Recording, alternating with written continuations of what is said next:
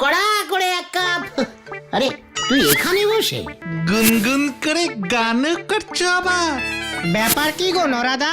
ভাগ্যের চাকা উল্টে গেছে গো, তাই আজকেরই আমি আর চা বানাবো নে। বাবুর মতো এখানে বসে বসে আয়েস করে চা খাবো। নরা, আসল ব্যাপারটা ঝেড়ে কাশ বলছি, নয়তো নয়তো তুমি আমার লবডঙ্কা করবে। আজ আমি আর চা বিক্রি করবো নে। এই দেখো। দেখি 500 কর করে ক্যাশ তোর হ্যান্ডে এলো কি করে? সেটাই তো বলতেছি। কেসটা কি সত্যি করে বলো তো নরদা? ওই যে নামজাদা শিল্পী শেতল বাবু আছে না, উনি আমাদের বকশিস দিয়েছে। 500 টাকা বকশিস? ওই শেতল বাবু আজ সকালে এসে হাজির। এই নে নরা, ধর 500 টাকা তোর বকশিস। ওরে বাবা, এই 500 টাকা বকশিস! শিল্পীর মন দেখতেছি কাদাচ্ছে নরম হয়। ওরে নরা, মন নরম না রে, ওরে আমার নরাদম। পকেটটা খানিক হঠাৎ গরম হয়ে উঠে আছে। আমার একখানা ছবি 5,000 টাকা, বুঝলি, 5,000 টাকায় হঠাৎ বিক্রি হইয়া গেল। জানি না কি বুঝিয়া কি ছবি কিনিয়া লইল ওই ভদ্রলোক। শহর থেকে, বুঝলি, শহর থেকে আমার ছবি দেখিতে আসিয়াছিল। 5,000 টাকার একখান ছবি? বাপরি বাপ, আমার এক কাপ চা 2 চামচ চিনি দে করলি পরেও 5 টাকা কেউ দিতে চায় নে। কি যে বলিস, তোর ওই শীতল চা খেয়েই তো এই ছবিখানা আঁকিয়াছিলাম, তাই এই বকশিস। বাবু আপনি বসেন, আপনি ফ্রিতে 1 কাপ গরম চা খেয়ে যান, কোনো পয়সা লাগবে না। এই ওই শীতল বাবুর ছবি 5,000 টাকায় বিক্রি হয়েছে? এই তো সেদিন ঘোতনদের পাশের বাড়িতে ভাড়া এলো আর এসেই 5,000 টাকা। চল আমার সঙ্গে। 500 টাকা বকশিসের কি তেজ হচ্ছে বাবজি।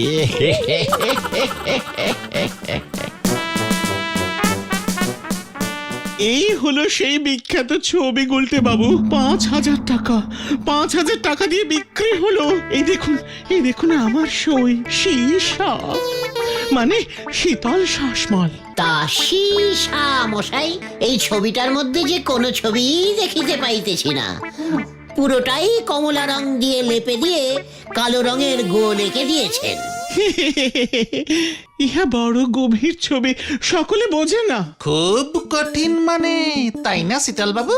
খুব খুব ছবি যত কঠিন হবে, যত লোক কম বুঝবে, তত তো দাম চড়বে। ভেরি ইন্টারেস্টিং ফুল কথা। তা এই ছবিটার মানে যদি আপনি একটু বুঝিয়ে দেন দেখি সীসা বাবু। বুঝাচ্ছি, পৃথিবীটা জ্বলছে জ্বলছে, দাও দাও করে জ্বলছে। এই মেরেছে। কোথায় কোথায়? জল জল, এই যে এই পুরোটা পৃথিবী, এই কমলা রং হলো আগুন। আর ওই কালো গোলটা? ওটা সূর্য। কি? সূর্য কালো রঙের? ওখানেই তো মহান শিল্পীর কামাল। কামাল, সূর্য তাপ ছড়াইতে ছড়াইতে নিজে পুড়িয়া কালো পোড়া ঝলসানো রুটি হইয়া গিয়াছে। সূর্য রুটি হয়ে গেছে? শিল্পীর মন তো গুলটে বাবু, যা ইচ্ছে তাই ভাবতে পারা যায়। ও তাই বুঝি? হ্যাঁ, বড়ই নরম। বুঝেছি। এবার আমাকেও আমার পকেট করিতে হইবে গরম। চল রে বলদের দল, চল। আচ্ছা গুলটে মামা, ছবি আঁকছে ওই শীতল বাবু, তোমার পকেট গরম হবে কেমন করে? যেভাবে ওই সীসা মানে শীতল বাবুর পকেট ভর্তি হয়েছে। সে তো ছবি আঁকে, তুমিও কি ছবি আঁকতে পারো নাকি গুলটে মামা? ওরে, মন যাদের নরম হয় তারাই ছবি আঁকতে পারে। তোদের লিডারকে তোরা এখনো চিনলি না রে। মানেটা কি?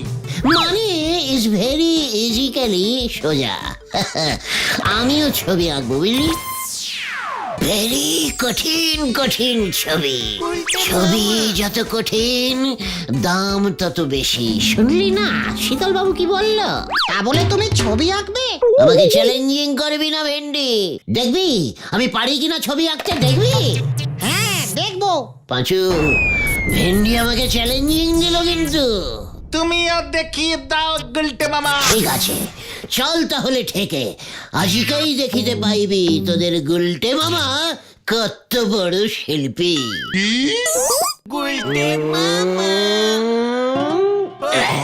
এটা তুমি কি আঁকলে গুলটে মামা? একটা গোল্লা। তুই যেমন অঙ্কে গাদা গাদা গোল্লা পেতিস, তাই গোল্লাকে ভুলতে পারিসনি, গলদপুরের বড় বলদ। তাহলে এটা কি? আমি বুঝে গেছি, রসগোল্লা 10 টাকার সাইজেরটা এঁকেছো। এ কে রে পাঁচু? তাহলে তুমি বলে দাও না গুলটে মামা। এ বড় গভীর মানের ছবি, কোনো মানে বইতে পাবি না, শিল্পীর কঠিন ভাবনা। কিন্তু এটা তো একটা গোল আঁকলে। ওরে গলদপুরের বলদ ছেলের দল, এ গোল যে সে গোল না রে, এ হলো একখানি গোল মাঠ। সেই মাঠ ভর্তি ছিল কচি কচি ঘাসে। ঘাস? ঘাস কোথায় আঁকলে তুমি? ওইখানেই তো শিল্পীর কেলটাবুলাস কেরামতি রে। মাঠে ঘাস নাই তাই আঁকি নাই, সব ঘাস একটু আগে গরুতে খাইয়া চলিয়া গিয়াছে। পরিয়ার হইয়াছে শুধু মাঠ, ধু ধু মাঠ, কি করুন মাঠ, ঘাস নাই ঘাস নাই, সব গরুতে খাইয়া ফেলাইল, একই কাণ্ড ঘটিল। থাক থাক গুলটে মামা, বুঝেছি বুঝেছি। শিল্পীর নরম মন তো সহ্য হয় না কিছু। বুঝলাম। মাথা নিচু করে এবার যে যার বাড়িতে চলে যা। বিকেল ঠিক 4টের সময় নরার চায়ের দোকানে হাজির হবি। নরাকেও এবার জবাব দেওয়ার সময় এসেছে। বলে কিনা ওকে আমি চা তৈরি করে খাওয়াবো। এই শিল্পী গুলটে গুহর নরম মন পেয়ে যা ইচ্ছে তাই বলবে, আর তোরা সহ্য করবি? একদম না গুলটে মামা।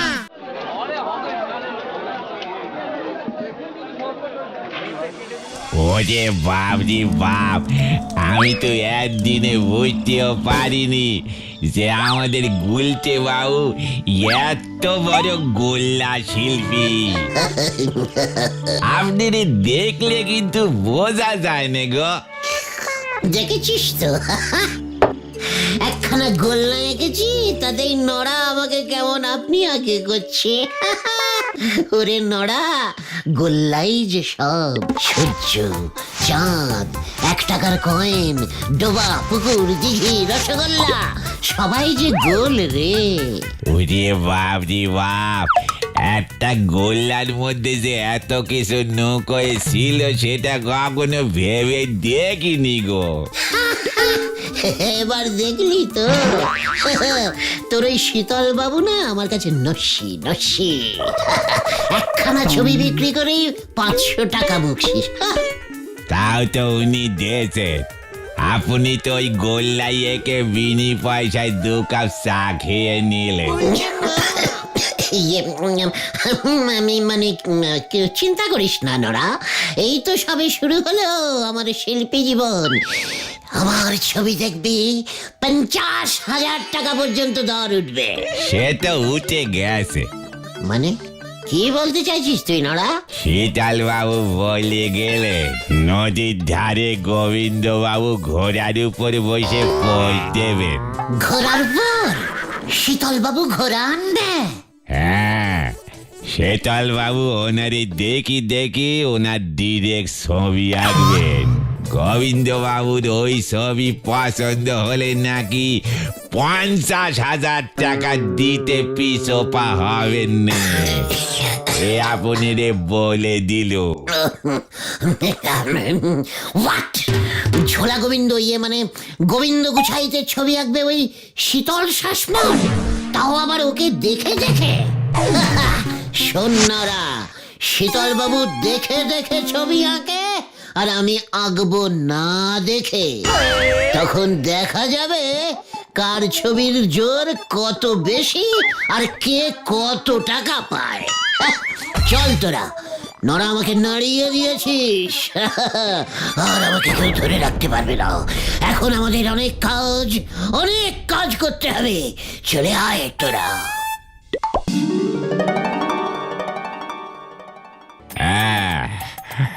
বলছি মানে কথা, আমার ছবি যেন পুরো আমার মতোই দেখতে হয়। উমা, চিন্তা করবেন না গোবিন্দ বাবু, শিল্পীর কল্পনায় যতটা হবে ততটুকুরই পয়সা নেব আমি। আচ্ছা বলছি যে ঘোড়া কই? আমি যে ঘোড়ায় চেপে বসবো বলেছিলাম, মানে কথা আমার বহুদিনের শখ। ঘোড়া ঘোড়া ওই তো ঘোড়া চলে এসেছে। হ্যাঁ, মানে কথা ওটা তো কুকুর। হ্যাঁ, আমার সঙ্গে মস্করা করছেন নাকি আপনি? কুকুরটাকে ঘোড়া দেখছেন? ওমা, মস্করা কেন করবো গোবিন্দ বাবু?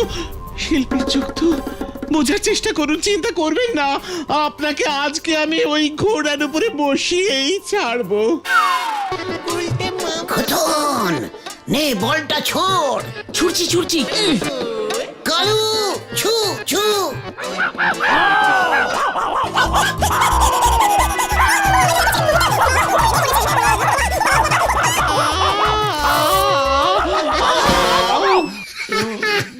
ওরে হতচ্ছাড়া শীতল, তোর মাথায় মানে কথা এবার আমি তোর ছবি ভাঙবো। শিল্পীর চোখ কখনো ভুল হয় না স্যার, কখনো ভুল হয় না, বিশ্বাস করুন। ওই কুকুরটা আগের জন্মে ঘোড়াই ছিল। শিল্পীর কল্পনা স্যার। শিল্পীর কল্পনা? ওঠ ওঠ বলছি, মানে কথা। ওরে বাপরে বাপ, আমার কোমরটা গেল। চলুন দেখি আপনাকে বাড়ি পৌঁছে দিয়ে আসি। এই ধর তোরা। আপনার মেয়ে শ্রীমতী পটেশ্বরীকে দেখছি না গোবিন্দ বাবু? ও যে দুদিন হলো মাসির বাড়ি গেছে। খুব ভালো হয়েছে। না না, যাক, ভগবান যা করেন মঙ্গলের জন্যই করেন। ঠিকই আছে। মঙ্গল আর হলো কোথায়? মানে কথা, নড়া বলল শীতল বাবু নাকি ভালো ছবি টবি আঁকে, তাই ভাবলাম ঘোড়ার উপরে আমি বসে পা ঝুলিয়ে যদি একখানা ছবি এই ঘরে রাখতে পারতাম। তাই ওই মরকট শীতলকে বললাম। কি ভাবলাম আর কি হলো, মানে কথা। আরে আমরা আছি কি করতে মশাই, কি করতে আছি আমরা?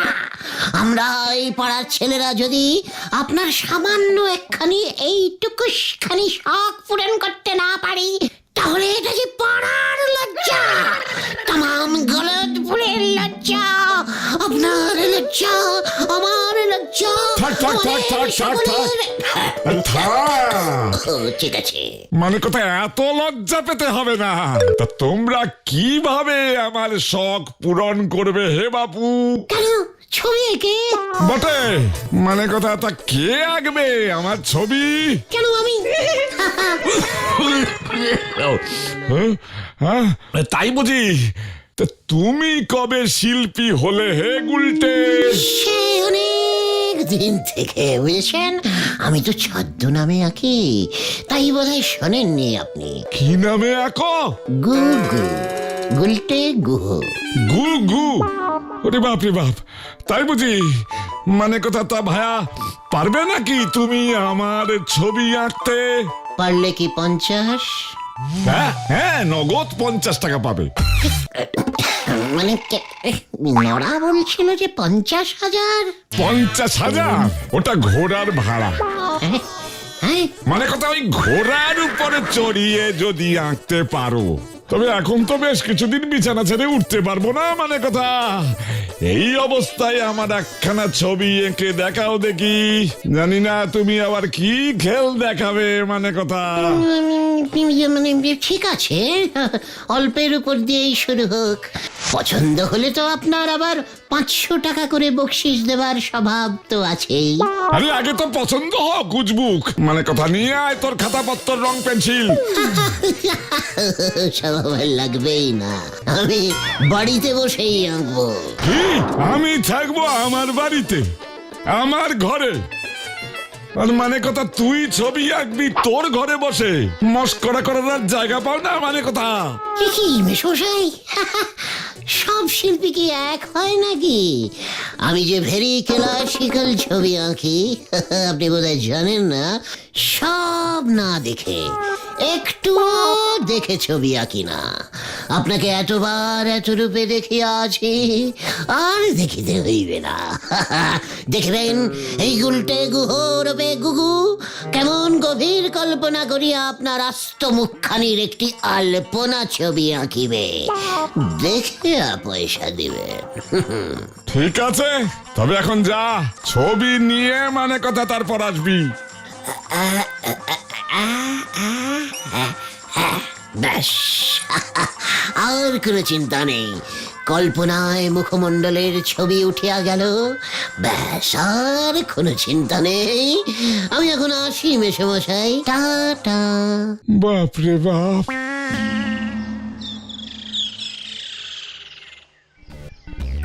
এটা তুমি কি করলে গুলটে মামা? তুমি গোবিন্দ বাবুর ছবি হুবহু আঁকবে কেমন করে? কিছু না ভেবেই দুম করে নিজেই যে এবার চ্যালেঞ্জিং করে বসলে, তখন না হয় গোল্লা এঁকেছিলে, এখন কি আঁকবে? রে, তোদের লিডার এই স্বয়ং গুলটে গুহকে অত কাঁচা খেলোয়াড় ভাবিসনি। ভেন্ডি, তোর একখানা ক্যামেরা ছিল না? ওটা আমার না, বাবার এক মক্কেল বাবাকে ফিস দিতে না পেরে ওর ক্যামেরাটা দিয়ে দিয়েছিল। ক্যামেরার হিস্টোরি আমি শুনতে চাইনি।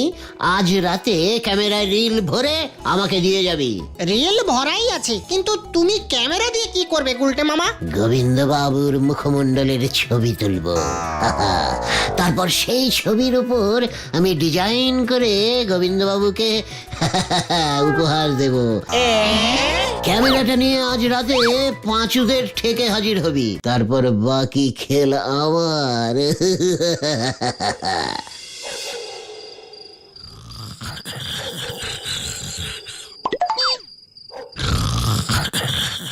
নাক ডাকছে না বাঘ ডাকছে? বাবা, এনে ভেন্ডি, ছবি তোল, ছবি তোল। গোবিন্দ বাবু তো ঘুমোচ্ছে। এই পোজেই ছবি চাই আমার, তোল তোল। এই, হয়েছে, ঠিক আছে, চল এবার পালা। মামা,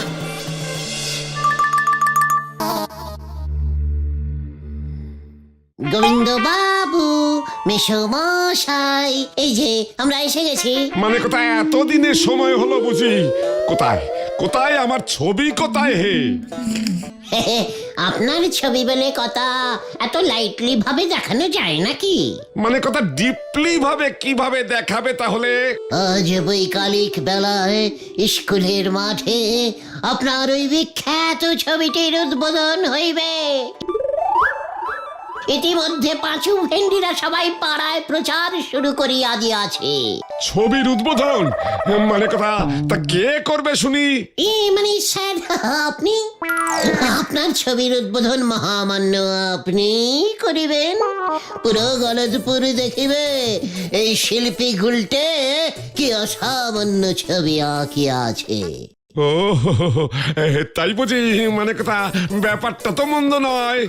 সমস্ত বড় বড় মহাপুরুষদের ছবি তো এইভাবেই উদ্বোধন হয়। ঝোলা মানে গোবিন্দ বাবু, মনে থাকে যেন আজ বৈকালিক ঠিক 4 ঘটিকায়।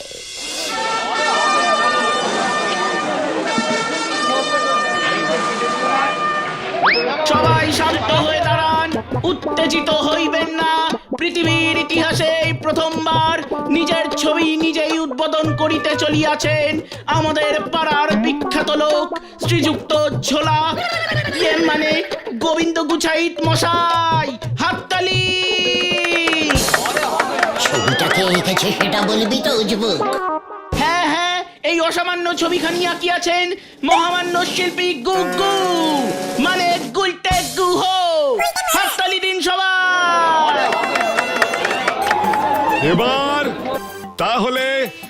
কথা উদ্বোধনটা করেই দি, হ্যাঁ? আমার যে আর তর সইছে না রে।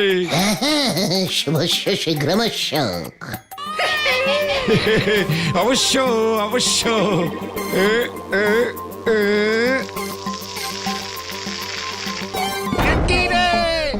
চোখে কি? তুলসী পাতা। কত ছাড়া, মানে কথা তুই আমার এই ছবি নিয়ে এসেছিস, আমার 2 চোখে তুলসী পাতা দিয়েছিস।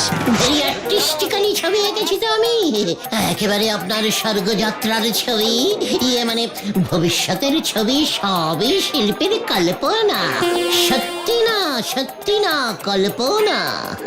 আপনি তো বললেন এখন শুয়ে শুয়েই ছবি আঁকাবেন, ভাবলুম যদি শুয়ে শুয়েই আপনাকে ওপরে। তাই বুঝি? তবেই এই যে আপনারাও কেউ ওকে ছাড়বেন না বলে দিলাম। এত বড় সাহস, মানে কথা আমার চোখে তুলসী পাতা দেয়। পাঁচু পালা! ধর ধর ওইটাকে ধর, মানে কথা দাঁড়া তুই, এই ছবি তোর মাথায় ভাঙবো আমি, মানে কথা। মরেছে।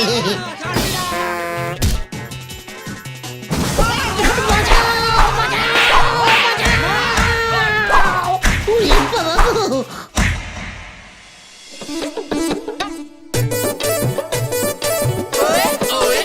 তুমি শেষ পর্যন্ত গোবিন্দ বাবুর চোখে তুলসী পাতা দিতে গেলে কেন গুলটে মামা? তা না হলে এতটা খচত না। ভেন্ডিটা ঝোলা গোবিন্দর ঘুমন্ত অবস্থার ছবি তুলেছে, তাই আমি চোখে তুলসী পাতা লাগিয়ে ব্যাপারটাকে একটু জীবন্ত করে তুলতে চেয়েছিলাম রে ভাইটু।